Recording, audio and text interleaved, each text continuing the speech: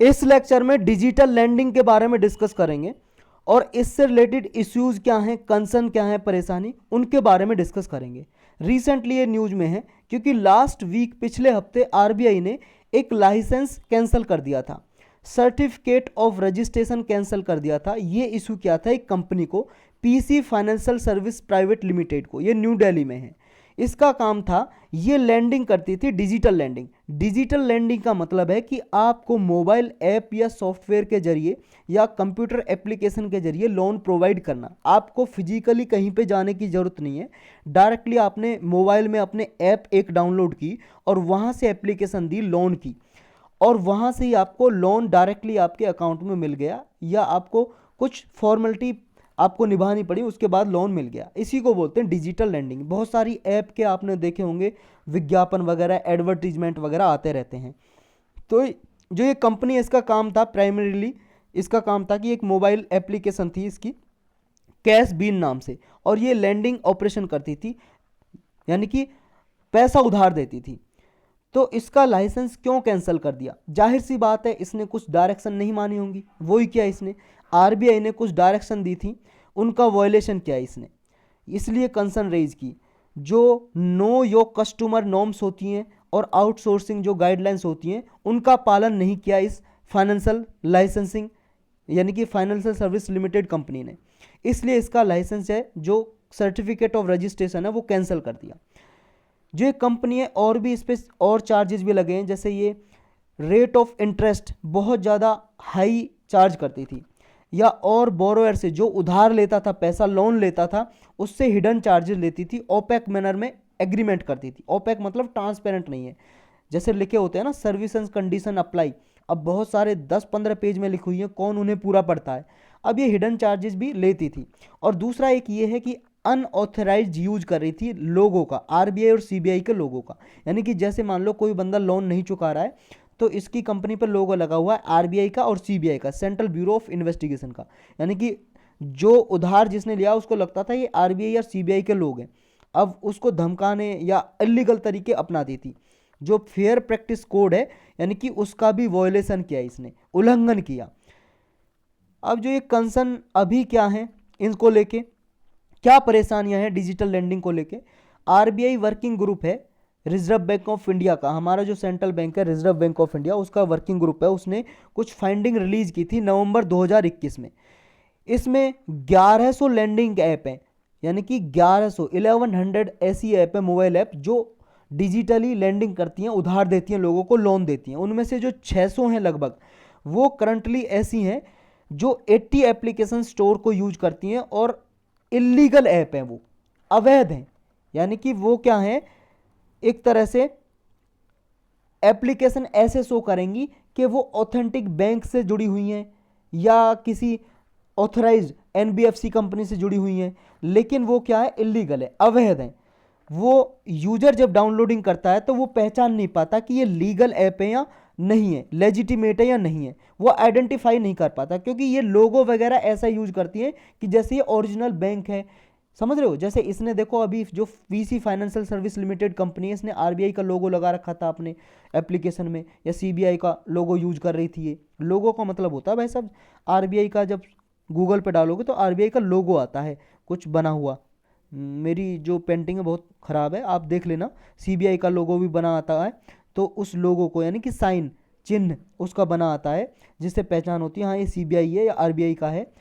तो इस तरह से ये गलत लोगो वगैरह यूज करके आइडेंटिफाई नहीं कर पाते, इसकी वजह से जो यूजर हैं जो डाउनलोड करते हैं।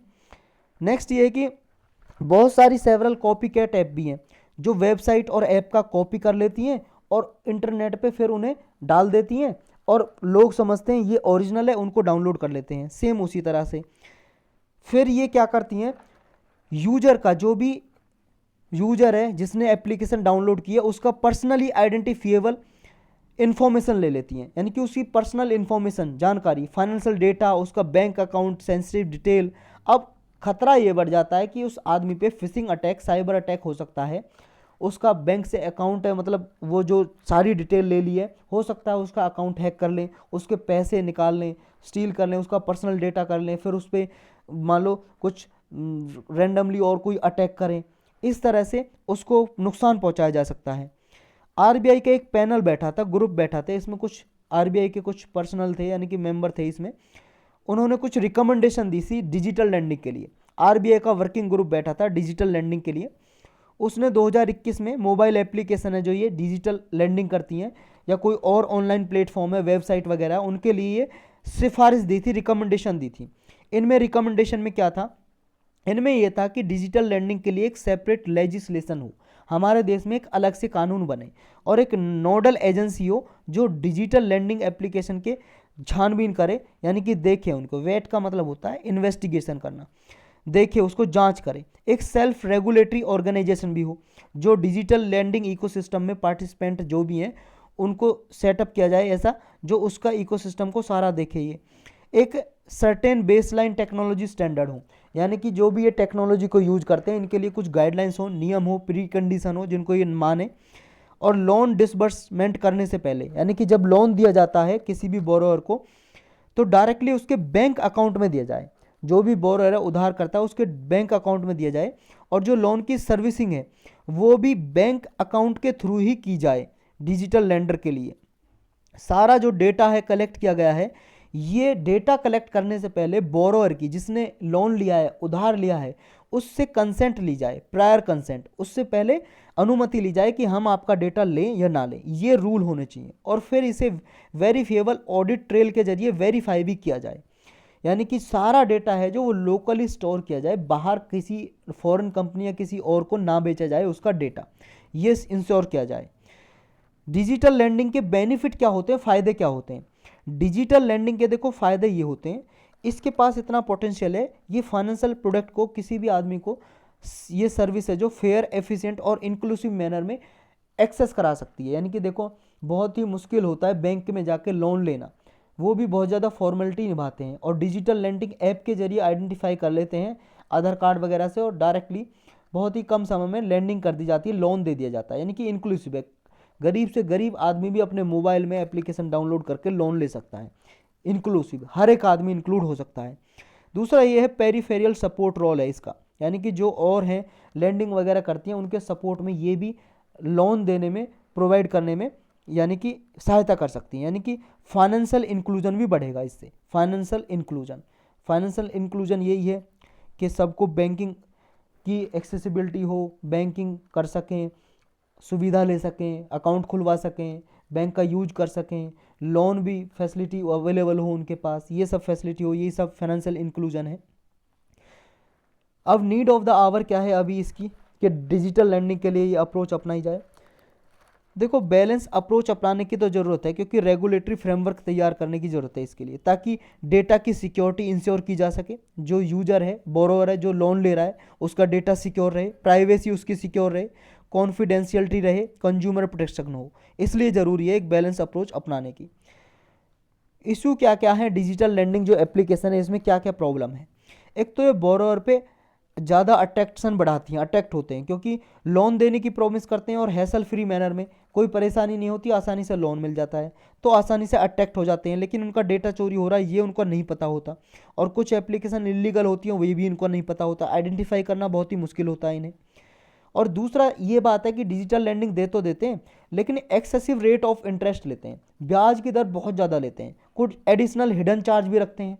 जैसे मैंने ऊपर डिस्कस किया, जैसे सर्विस कंडीशन अप्लाई होती हैं, 15-20 पेज का एग्रीमेंट होता है, उस पर साइन करवा लेते हैं, उसमें क्या क्या सारा तो डिटेल में कोई यूज़र लोन लेने से पहले पढ़ता नहीं है, उसे कौन पढ़ता है, कोई भी नहीं पढ़ता। तो फिर ये हिडन चार्जेज लेते हैं कि हमने ये चार्जेज हमारे लगाए थे, इस एग्रीमेंट में लिखा हुआ ये भी दो आप। इंटरेस्ट रेट ज़्यादा हाई रखते हैं, ब्याज की दर। और कई बार तो ऐसा होता है कि रिकवर करने में भी ये हाई हैंडेड रिकवरी करते हैं, जैसे सीबीआई वगैरह का और आरबीआई का लोगो लगा के परेशान करते हैं, उनसे ज़बरदस्ती वसूलते हैं पैसे। और एग्रीमेंट है जो उसका भी मिसयूज करते हैं, मोबाइल फ़ोन जो एक्सेस डेटा है मोबाइल फ़ोन में बोरोवर का, उसको भी, डेटा को भी मिसयूज करते हैं उसका डेटा का। अब इसमें कुछ रिकमेंडेशन ऐसी हैं जो बैंक के लिए दी गई हैं, जो डिजिटल लैंडिंग करते हैं बैंक, उनके लिए आरबीआई ने 6 रिकमेंडेशन दिए और सिफारिश दी है। ये पहला ये दिया है, जो भी ऐसे बैंक या NBFC, non banking financial company जो होती हैं या बैंक की वेबसाइट है, वो अपनी वेबसाइट पे डिस्क्लोज करें कोई डिजिटल लैंडिंग प्लेटफॉर्म से वो इंगेज हैं, तो मान लो कोई बैंक का यूज करके कोई एप्लीकेशन दे रही है, डिजिटल लैंडिंग कर रही है, तो वो बैंक अपनी साइट पे उसको बताए, ओपनली बताए कि ये मुझसे डिजिटल लैंडिंग करने के लिए एप्लीकेशन लिंक है, तो ये इसको डिस्क्लोज करे, उसका नाम दे अपनी साइट पे। दूसरा ये है कि जो भी डिजिटल लैंडिंग प्लेटफॉर्म है, जैसे मोबाइल एप्लीकेशन है या कोई भी है, जो भी इंगेज है इनमें, वो क्या है, कस्टमर के लिए भी अपना खुद से ये डिस्क्लोज करे कि कौन से बैंक और एनबीएफसी से वो इंटेक्शन रखता है, किससे वो लिंक है। तीसरी रिकमेंडेशन ये है, जब भी वो मान लो सैंक्शन कर दे लोन एग्रीमेंट हो जाए, सैंक्शन कर दे, सैंक्शन मतलब अनुमति देते, सैंक्शन का मतलब प्रतिबंध लगाना भी होता है और अनुमति देना भी, परमिशन दे दी कि लोन एग्रीमेंट आपका भाई साहब परमिशन दे दी, अप्रूव हो गया, उसके तुरंत बाद क्या है, वो बोरोअर को भी ये सैंक्शन लेटर इशू करे, ताकि बोरोअर को भी पता चले कि क्या इसमें सर्विस कंडीशन है। चौथा यह है, एक कॉपी जो लोन एग्रीमेंट की है, इस कॉपी को अटैचमेंट करे लोन एग्रीमेंट से और बोरोअर को दे उसको, ताकि वो लोन लेने से पहले उसको सारे इन्फॉर्मेशन सारी पता लगे आसान भाषा में। नेक्स्ट ये ओवरसाइट और मॉनिटरिंग सेल होनी चाहिए, मॉनिटरिंग होनी चाहिए, यानी कि इफेक्टिव ओवरसाइट मॉनिटरिंग होनी चाहिए डिजिटल लैंडिंग की, कि कौन सा बैंक और एनबीएफसी इंगेज है इनसे लोन देने में, किस ऐप से इंगेज है, इनकी छानबीन करनी चाहिए।